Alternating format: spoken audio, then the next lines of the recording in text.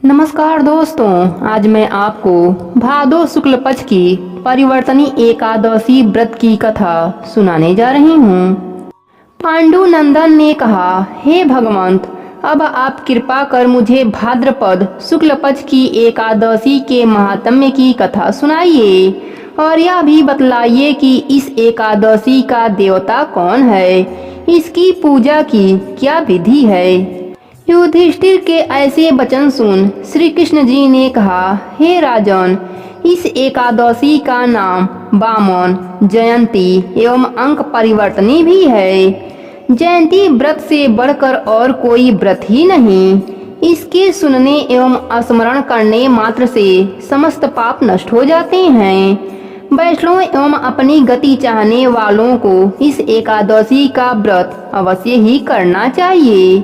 हे राजन, जिन्होंने जयंती एकादशी में वामन भगवान की पूजा श्रद्धा एवं भक्ति सहित कमल पुष्पों द्वारा की, उसने तीनों लोकों, तीनों देवों एवं समस्त जगत को मानो जीत लिया, क्योंकि शयन किए हुए भगवान इसी दिन अंक परिवर्तनी करते हैं। इसी कारण इसका नाम परिवर्तनी है। इतनी कथा सुन युधिष्ठिर ने विनय पूर्वक कहा, हे भगवंत, यह बात मेरे हृदय में महान संदेह उत्पन्न कर रही है कि आप कब सोते हैं, कब जागते हैं और कब करवट बदलते हैं। आपने जो बलि को बाधा, उसमें क्या कारण था। महाराज युधिष्ठिर के ऐसे वचन सुन भगवान बोले, हे राजन, अब पापों को नाश करने वाली कथा कहता हूँ, सुनो।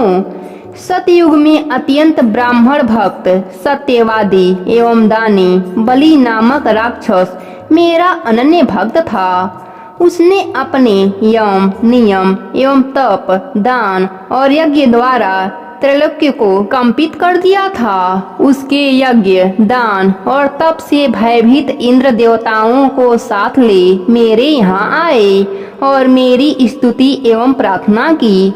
तब मैंने इंद्र के स्वार्थ साधनार्थ वामन रूप धारण कर उसे जीता। भगवान के मुख से ऐसी बारी सुन युधिष्ठिर बोले, प्रभु, इस तरह नहीं, इस कथा को विस्तार पूर्वक सुनाइए।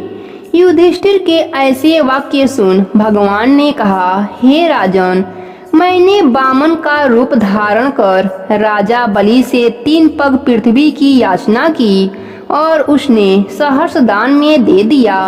परंतु उसके संकल्प के होते ही मैं वामन रूप में त्रिविक्रम रूप में हो गया। भूलोक में नख, भूलोक में जंघा, स्वर्गलोक में कटी, महालोक में उदय, जनलोक में हृदय, तपलोक में कंठ और सत्यलोक में मुंह कर मस्तक को और भी ऊंचा कर दिया।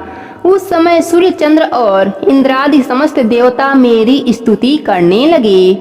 तब मैंने बलि से कड़क कर पूछा कि तेरी समस्त पृथ्वी मेरे 2 ही पग में आ गई, अब तीसरा पग कहाँ रखूं?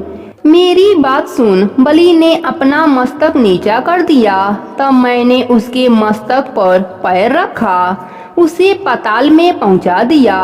परंतु उसकी अत्यंत अधिक विनयशीलता देख मैंने उससे कहा, हे राजन, अब मैं सर्वदा ही तेरे पास रहूंगा। अतः भाद्र मास की शुक्ल पक्ष की एकादशी को मैं एक रूप में बलि के पास एवं दूसरे रूप में क्षीर सागर में निवास करता हूँ। जब तक कार्तिक मास नहीं आता तब तक मेरी एक मूर्ति शेष शैया पर और दूसरी बलि के यहाँ बराबर सोती रहती है।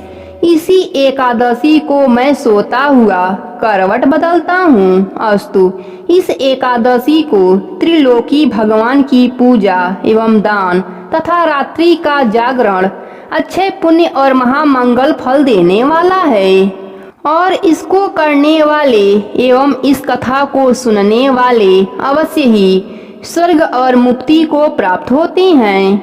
प्रेम से बोलिए वामन भगवान की जय हो, विष्णु भगवान की जय हो।